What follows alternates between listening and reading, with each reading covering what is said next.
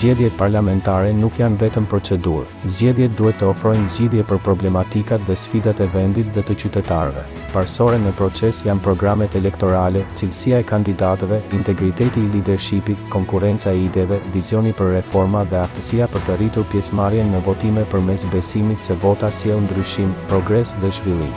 Nga monitorimi i deritanishëm i procesit zgjedhor rezulton se fushata ende nuk është fokusuar te debati programor alternativ. Debati politik vjen të dominohet nga retorika e personalizuar dhe denigruese. Partitë nuk kanë bërë ende publike shpenzimet financiare elektorale. Fushatës elektorale i mungon standardi i transparencës dhe llogaridhënies.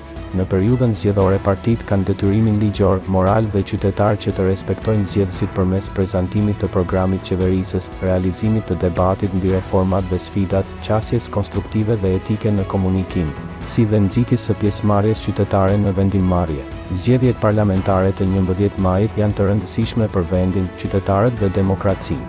Koha për standarde, për zgjedhje të lira dhe të barabarta.